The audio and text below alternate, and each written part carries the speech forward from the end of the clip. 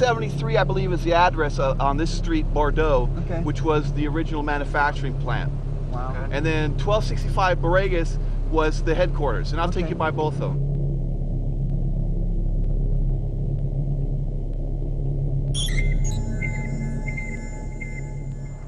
I know this is 1173. This is the building. I don't recognize that. There should be some stuff in the back of it. I don't know what you really could say my job was. I handled all the inner office mail. I handled all the. I was the guy responsible for all the copying machines. I was the guy responsible for all the vehicles. I did a lot of work, you know. But they had a great video game room in here. I mean, there had to be 30 games of each example of each one that they had produced. Upstairs was their offices. Downstairs was engineering. You know, that accounts payable. That was Nolan's office right there. Yeah, right there. Yeah, brings back some memories.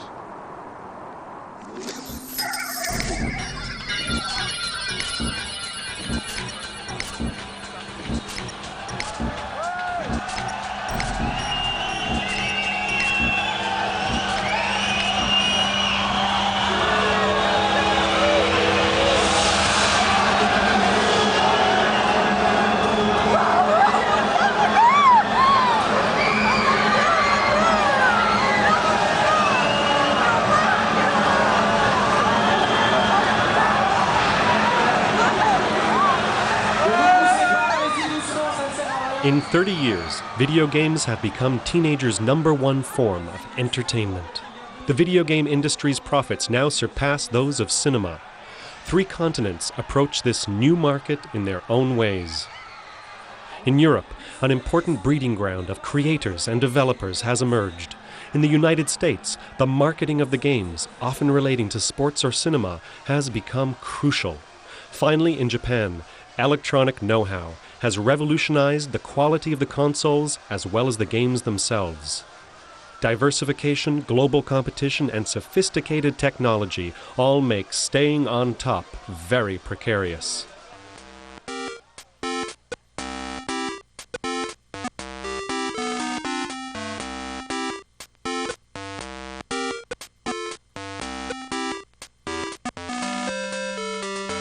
By introducing Pong, Atari dominated the video game market of the 70s.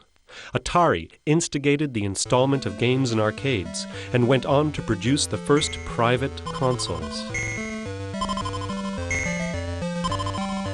At the beginning of the 80s, despite the number of home consoles, the creation of new games died down.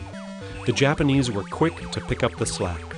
They created Space Invaders, Pac-Man, and then Donkey Kong, which used a little mustachioed plumber named Mario.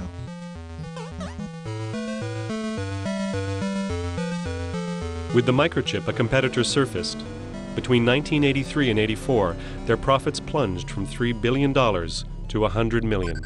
Atari went bankrupt.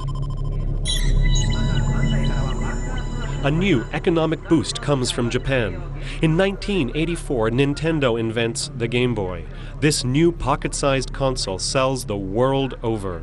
The Game Boy is aimed directly at this industry's target, the 8 to 16-year-olds.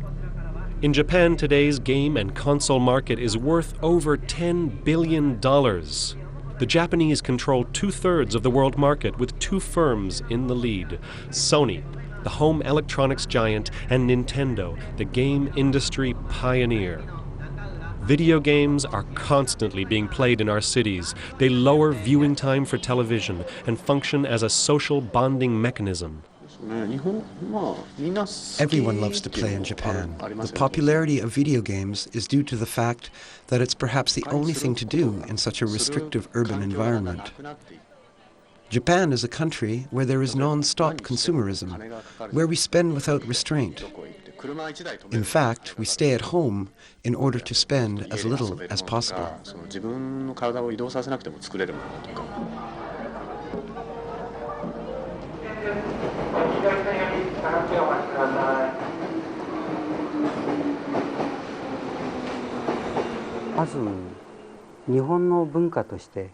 We Japanese are world famous thanks to our cartoons and video games.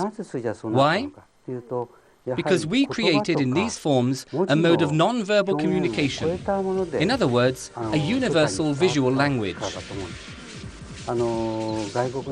This is why in other countries you see so many children having fun with Pokemon.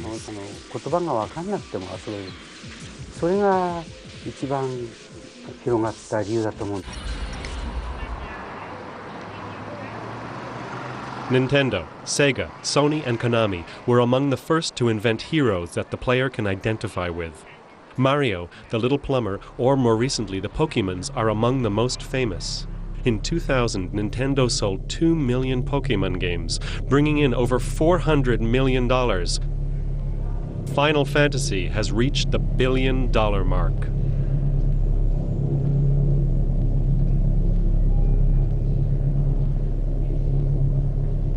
The producer and creator at the origin of Final Fantasy is Hironobu Sakaguchi. For each new episode, the story and the characters are totally changed. The strength of this game is that the themes inherent in Final Fantasy never change: to know life and love, and the search for the absolute.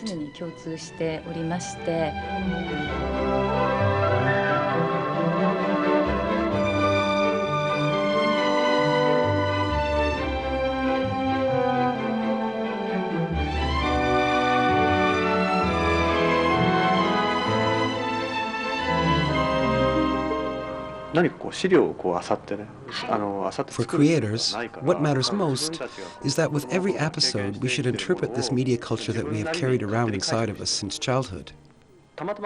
It's almost by chance that the game became such a success, though it would have worked at any other time, since humanity hasn't really changed that much.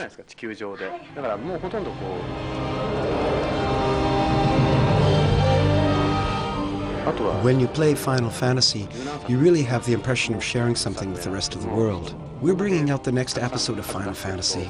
We've been working for the last 13 years on the series. It's interesting to note that the first players of Final Fantasy have today become creators of the new episodes.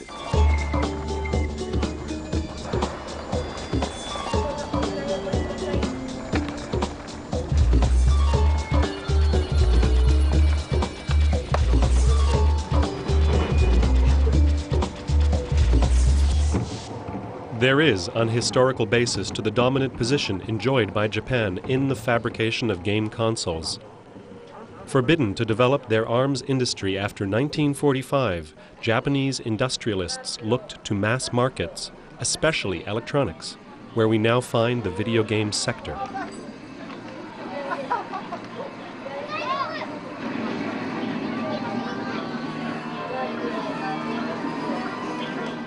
The most passionate players in Japan own all the game consoles. In general, in Japanese homes that were equipped with Super Famicom, you'll find a PlayStation or PlayStation 2 console.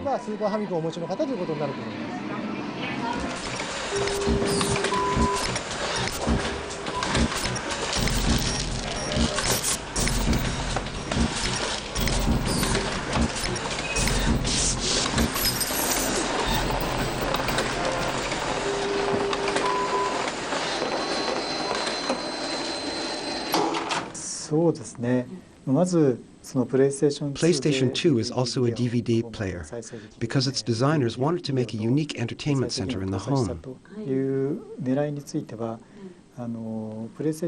This console can be used to listen to music, watch a film, or, of course, play video games.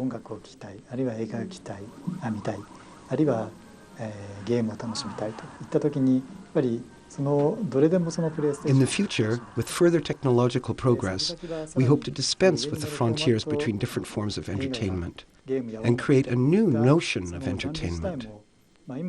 Competition doesn't consist of sharing parts of the same cake. On the contrary, we're trying to enlarge the market.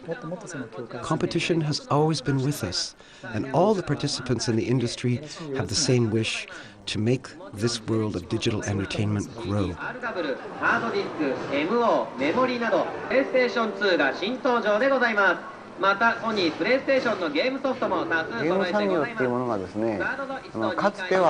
In the beginning, in Japan, the game industry was separate from the other entertainment business sectors. Now, the tendency is to bring all the entertainment sectors together. In fact, video games just don't have any more frontiers.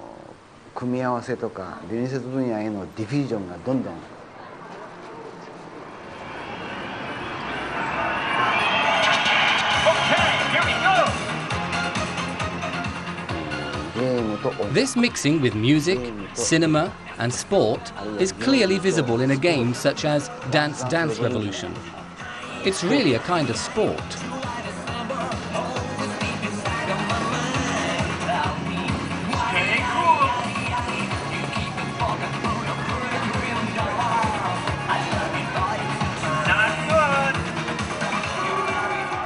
As the cultural barriers are broken down, so do those of its targeted clientele. Published by Konami, the unique game Dance Dance Revolution is credited with opening the game market to young women, now no longer such a rare sight in the arcades, even the very young.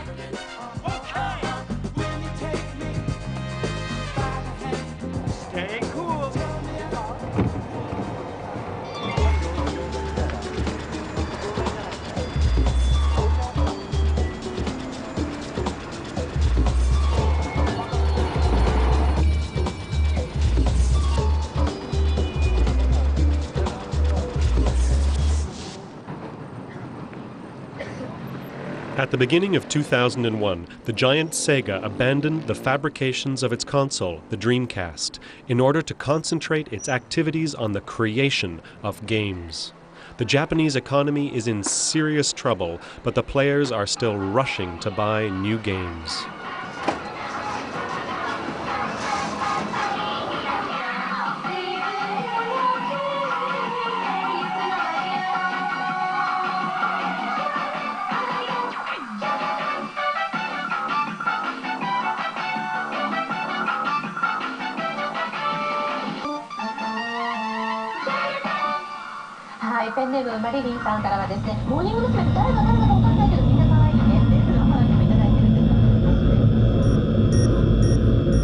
Europe, and especially France, is in a good position for this industrial adventure. In 2001, 5 of the 15 largest companies in the world were French. French companies can be found in 60 countries, making an accrued profit of over $700 million. This business owes much to the traditions of mathematics and graphic culture that are so widely developed in France.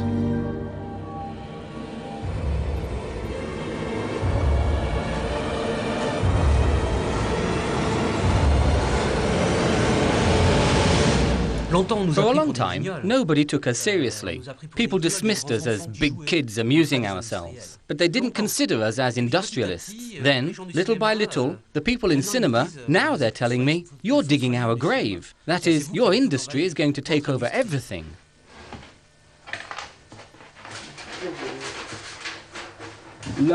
Here we're coming into my bedroom, where I've still got quite a lot of stuff, all kinds of consoles.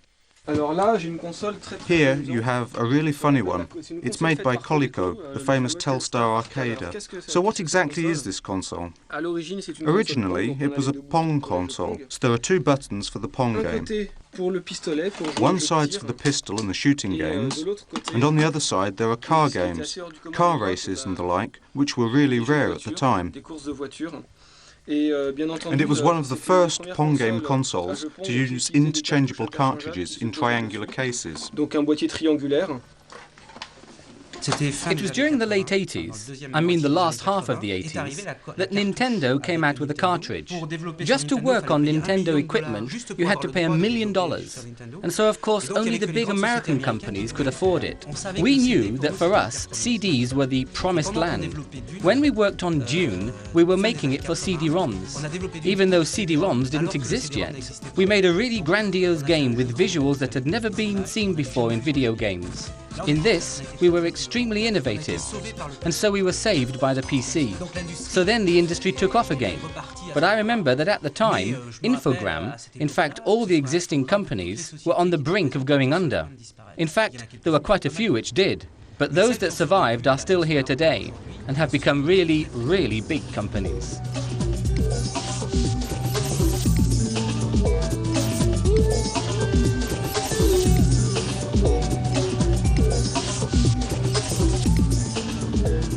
We might imagine video games being invented by 2 or 3 broke computer geniuses working in a garage.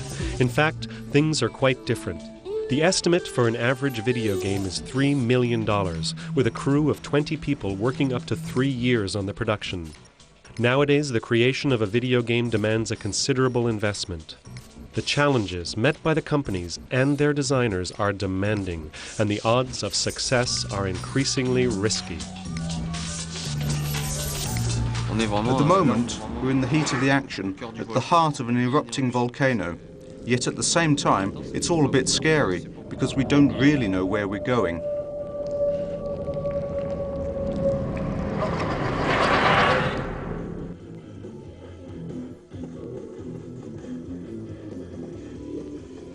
To start with, a video game team consists of a small core group of people who have to stay together for more than 2 years, 2.5 years, so it's better if they're interested in the idea and the universe of the game they're working on. My own role in all this is to coordinate everybody. It's also to try to maintain graphic consistency, in other words, to forge an identity.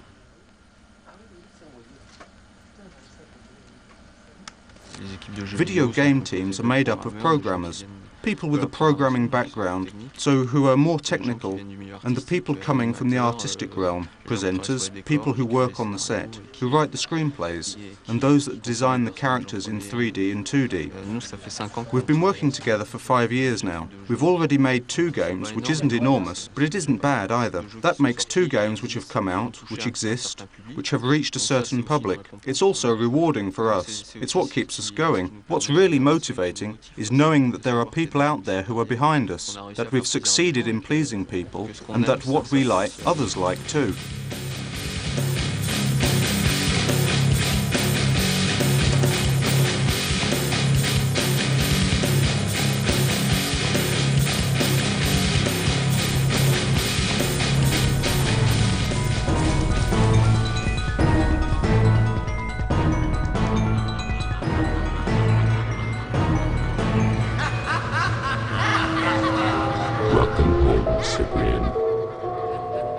The software tools constitute a principal cost of game production. These tools allow developers to conceive of different universes, control the movement of the characters, and program the interaction with future players.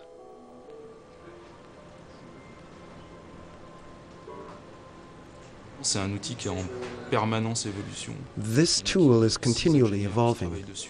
A team of 6 engineers have worked on it for the last 2.5 years. Developing software tools that fabricate video games is part of the strategy of the business.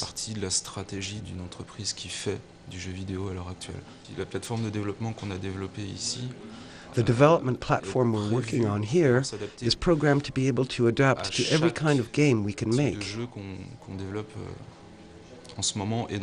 It could work.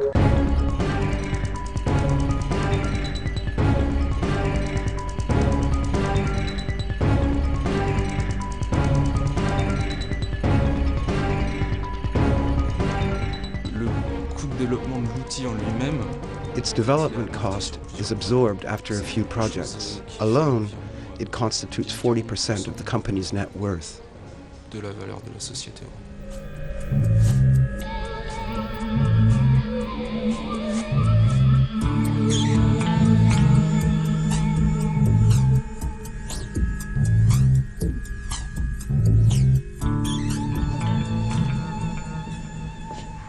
The French TV group Canal Plus, in 1997, started up a TV channel devoted entirely to video games. C-Colon was innovative not only for its specialization, but also because it was the first to provide a truly interactive service that allowed customers to download games directly onto their computers. Rebaptized Game One, the station eventually lost this commercial activity, along with its principal shareholder. The most important French game publisher, Infogrames, took up the reins of this video shop window. 5, 4, 3, 2, 1, top. Il est retombé en enfance, le fictif, on dirait bien. Bon, un truc un peu plus pour adultes maintenant, puisque c'est un genre de boom là, avec un petit truc en 3D, où on tire sur tout ce qui bouge. Bon jeu avec une bonne ambiance, on regarde tout de suite le test. On est passé d'un artisanat à de l'industrie. We've grown from being a small business into a real industry. In particular, the whole game sector is run by major industrialists. There's a parallel, for example, in cinema. There are about 10 really big companies. The same concentration crops up again in relation to titles. Every year there are around 300 titles that come out. But like in other cultural industries, only 200 of the titles are profitable. And so efforts are concentrated on these 200, especially as far as marketing goes, such that the products get a chance to be visible for as long as possible on the mass market. D'être visible et le plus longtemps possible au niveau des linéaires de la grande distribution.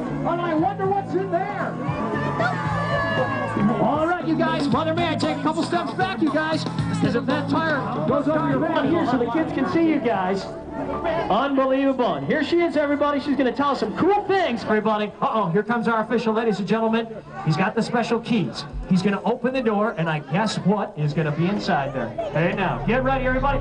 Everybody, ladies and gentlemen. Without a marketing campaign, a video game won't sell. Gotcha. Here we go. 1, 2, 3. In 2000, the video game sector did $10 billion worth of business in the United States. 1 out of every 2 games in the world is sold to an American. Alone, they represent half of the world market. The video game is the entertainment industry's new star.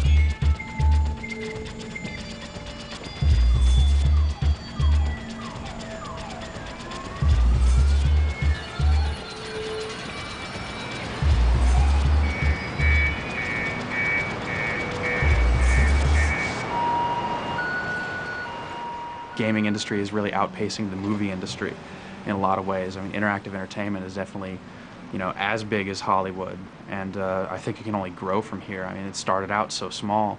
It started out from, Pong and, even pinball machines before that, and just blew up into this huge arcade business, and the people thought, well, why don't we put this in the home? And then there's this huge home business. You have PCs getting more powerful every day, consoles. The console market right now shaping up to be a huge, huge war between these 4 major companies, and they're just going to battle it out in the open market. And it's really high stakes now, and it's definitely the biggest thing going. The video game industry was born and continues to prosper in the San Francisco area. This is partly due to its proximity to Silicon Valley. San Francisco has drawn the engineers and programmers it needs from there for 30 years. Within the game economy, there are transitional moments like now, where we're changing the platform from PlayStation, already a very strong console, to PlayStation 2, with GameCube and Xbox in the wings. Every time this happens, it can be a little difficult for the industry, since the changeover increases the performance capability, which in turn augments the number of players, enlarges the market, and allows for the production of better products. Each generation, each successive generation, 2 interesting things have happened. The leader has always changed. It was Sega, it was Nintendo, and then it was Sega, and then it was Sony. And Sony just entered with the PlayStation 1 just 6 years ago as a new entry. So we're hoping we can do it again and change the lead again once again to Xbox. But there's always room for multiples. And so, for the first time, let me now unveil Xbox. Nintendo will tend to skew towards a younger audience, games designed for the 10 to 16-year-olds. Xbox and PlayStation will aim towards the older gamer, initially starting with the 16 to 26-year-old crowd, and then eventually expanding once we've created a critical mass over the first few years. So our direct competition is PlayStation from a market point of view. But from a technology point of view and a positioning point of view, we've taken a very different approach. Xbox is 100% about games, whereas PlayStation is trying to be more general purpose.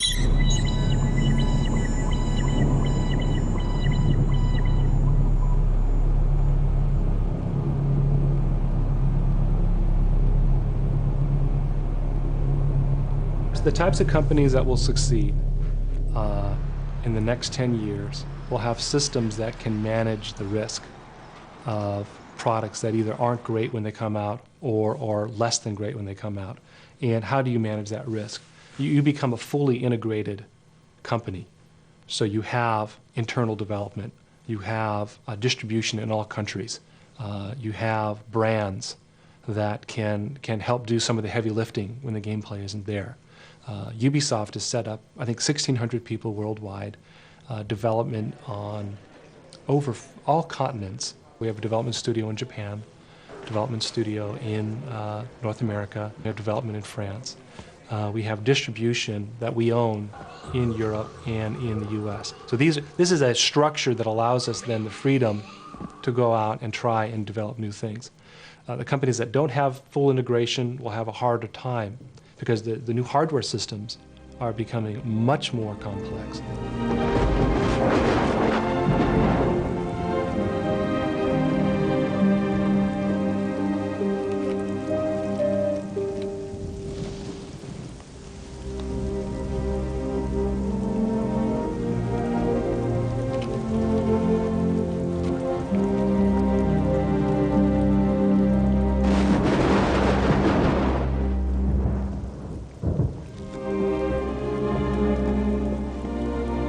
It's really a prestige product business where the success comes from titles that innovate, that expand the definition of gaming, that bring on great graphics, deliver great sound. And you're very much rewarded by the market, by gamers, by the press when you achieve that. Low sweat? Okay.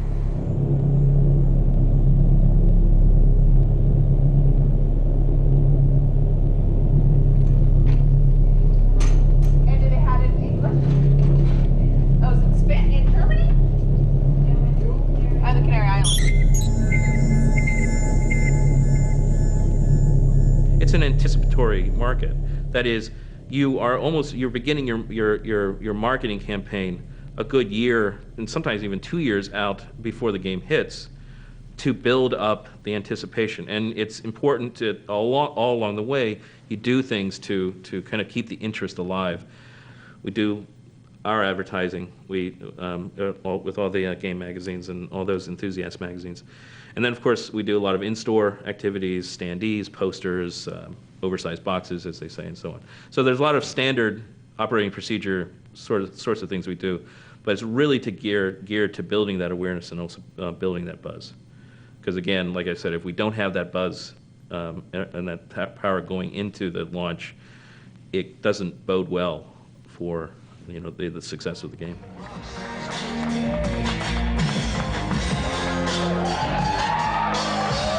Marketing is just huge. These companies, that Microsoft is sinking $500 million in marketing their Xbox when it comes out. They have to make sure that they hit lots of different areas. There's the hardcore gamers that they can hit in magazines and sites like GameSpot, and then moving out from there, there's all these mainstream publications they have to hit. It's not only important enough to hit the kids so they know to want the system. You have to hit their parents so they know to buy the system. It's really impressive. You have to hit television. I mean, there are even movie trailers first for games. Before you go see a movie, you'll see an ad for a game. And 10 years ago, I don't think anyone would have ever thought anything like that would be possible. But now it's just so huge that everywhere you look, you can see gaming.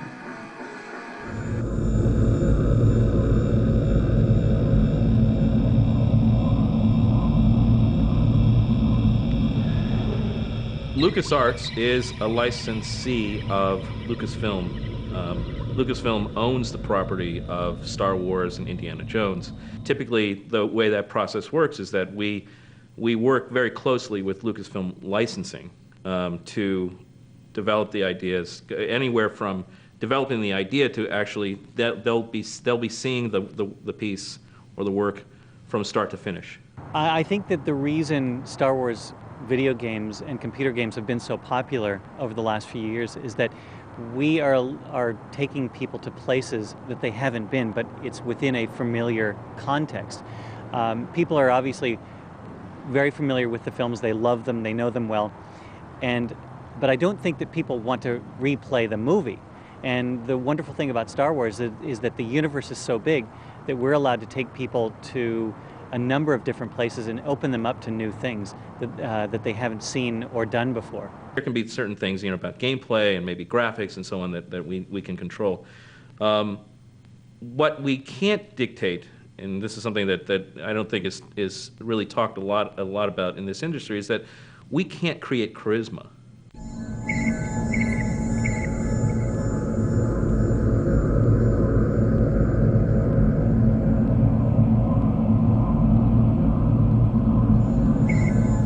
Mediatized sports are frequently used to make video games. For games like FIFA, licenses are negotiated with the sports federations for permission to use names.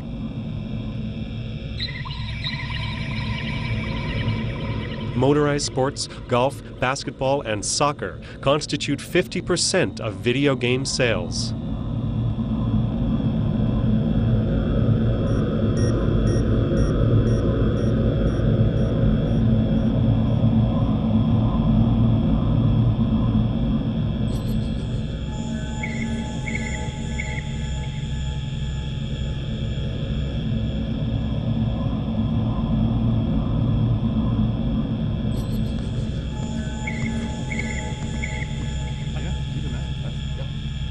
Electronic Arts, the most important game publisher, owes its success to the creation of licensed sports games.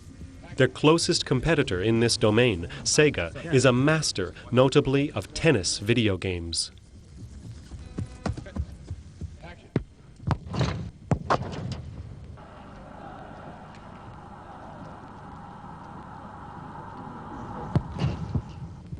Ready to go, my man?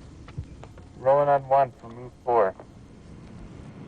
In 2000, Americans spent $7 billion going to the movies. $7 billion? That's how much Americans spent the same year on video games. A few years ago, game producers were often inspired by feature-length films. Today, this tendency is reversed. The movies are drawing inspiration from video games. The video gaming has been embraced as, in some ways, the motion pictures of this generation. It doesn't capture as much of the media's attention because it's a younger demographic, I suppose. But on the other hand, it certainly, in terms of, if you want to refer to it as box office, in terms of numbers generated, dollars generated, it runs on par with the motion picture industry.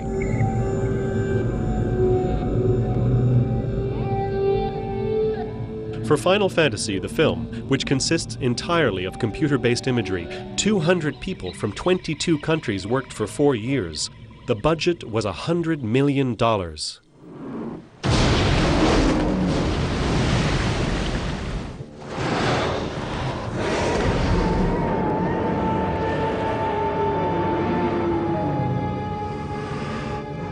What was key, though, is that the spiritual and mythical and emotional quality that drives the Final Fantasy game series had to be brought to the movie as well.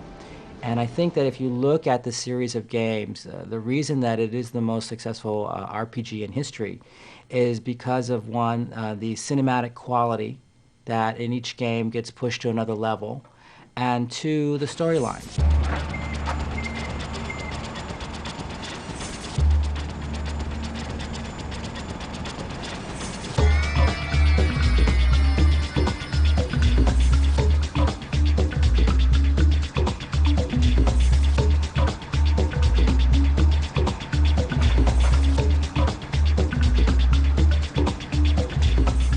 short time, the movie industry could end up being the tail that wags the video game dog, so to speak. It's a much bigger industry, and where the movie industry is relatively flat in terms of growth.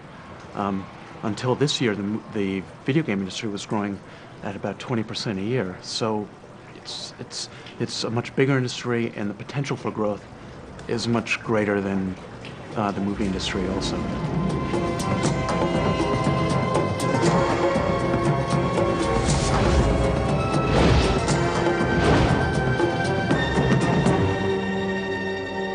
There is a part of Hollywood that is just recognizing the extent of the video game audience. Tomb Raider. Tomb Raider. In theaters everywhere. June 15th. It's a big Hollywood event movie budget. That's the one thing I'm not supposed to say. But it's a big budget. It's $50 million, $60 million? between 50 and 100. Does that mean 75? Yeah, a little bit more. A little bit more. That mean $80 million? Like that.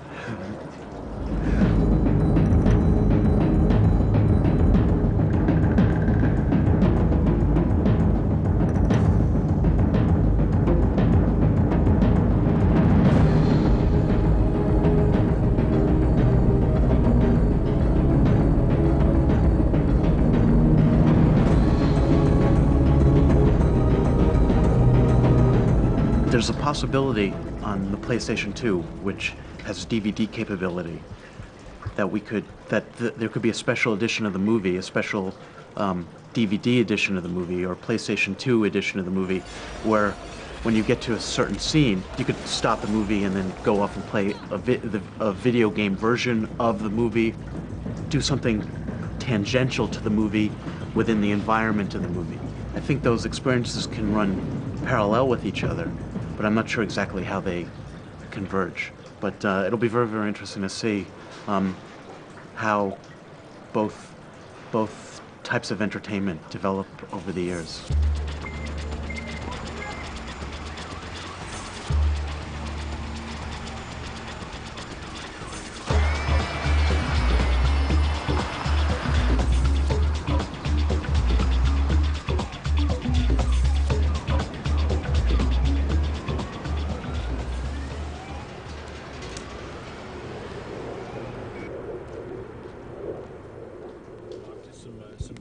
Let's see. Ha man. Okay. It's for all the marbles. Oh, look at that, man. Look at the concentration on Joy. Video gaming really has the unique ability to use the internet, I think much more than almost any other entertainment medium. And that's really because the key to the success of video games is the interactivity.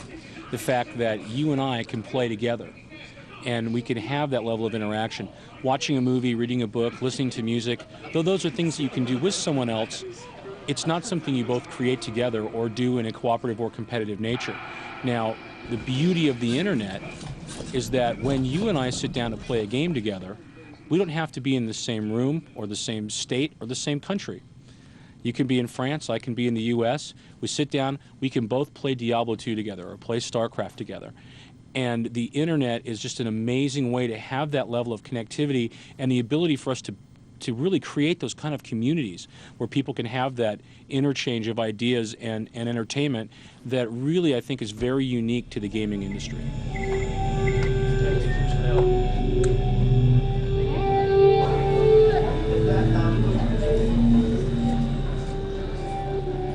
Battle.net supports Blizzard games on it. We currently have over 8 million unique users that are active. For us, active means they've played in the last 90 days. And we see concurrency numbers upwards of 100,000 people playing at any one time online.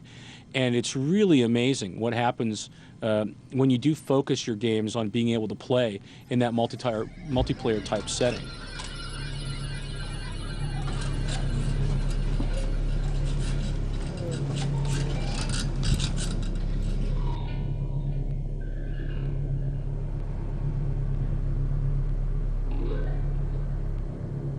Within 30 years, video games have attained annual earnings of $17 billion. The next phase will be the internet.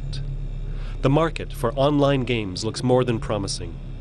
Business alliances between game manufacturers and telecommunications firms are multiplying. Game producers aim for direct access to their clients through the net. The internet allows for non-stop global playing. Today, isolated players have been replaced by organized clans that play together.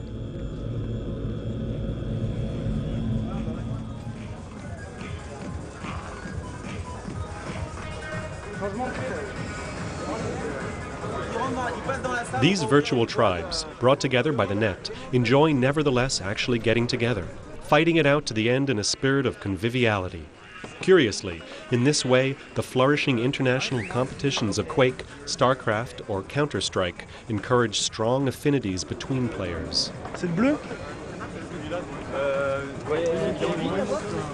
What's astounding is to see the speed with which all these individual computers, separated on the planet, are now united into one huge computer on the internet. That's so great, since in the world of games you're often alone. You're fighting against artificial intelligence. You're fighting against the imagination of an author. With online games, all that explodes, since you find others. You become part of a virtual community.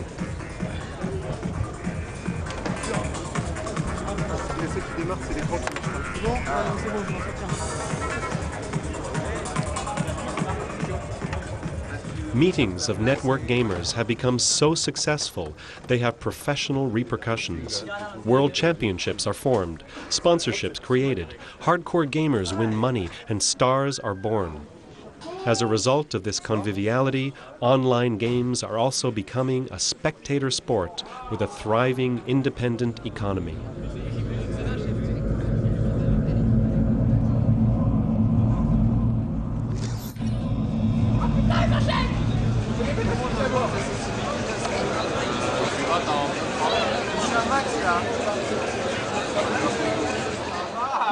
Niark en 3. Niark en 3. On the commercial level, the expansion of online games will diminish the number of middlemen between the producers and the players. This should lead to lower prices for the games, thereby increasing the number of gamers. All signs seem to indicate that continued growth in the video game industry is far from over. Putain, ça chauffe là, la bande de merde! On est trois les gars, on assure. On est 3. J'ai encore la HE, on bouge pas les gars. La bombe, elle est voilà. Solo. Et merde, mais j'ai pas vu. La bombe, il faut que tu la poses. La bombe, il faut que tu la poses. J'ai pas vu que je l'avais récupérée. J'ai pas vu que je l'avais récupérée. On se planque derrière les pièces, les gars. 11 en 3.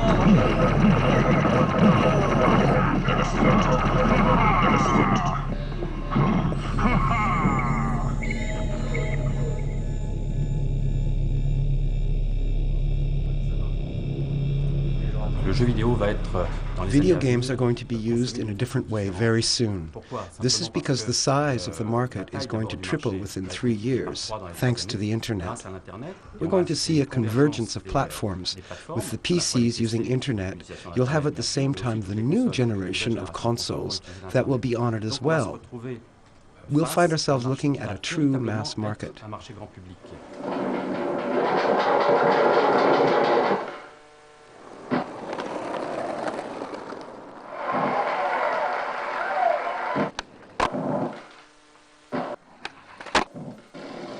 If you look at also just the future technologies like cellular phone, the consumer is going to tell us. We'll find our way. It'll be a dialogue that we have with them as to what they want to do with gaming. Because in the end, I think the best games are social. They bring people together. And I think that's what the cell phone is doing. That's what the internet is doing. I think that's what the console did. And I think that the console graphics, as they mature, are bringing more people to play games.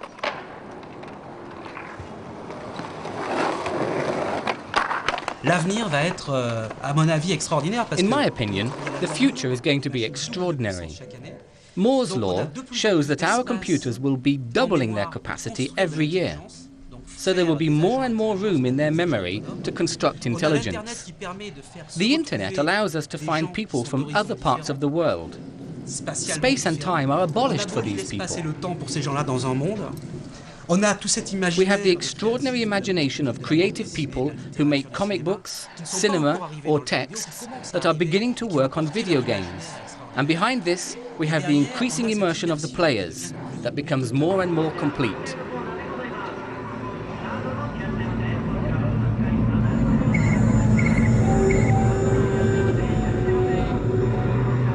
Video games are over their growing pains. Despite their low-profile, specialized economy, they are among the most active of business sectors. They form the center of a network that uses mass entertainment, computers and software, telephones, cables, and satellites.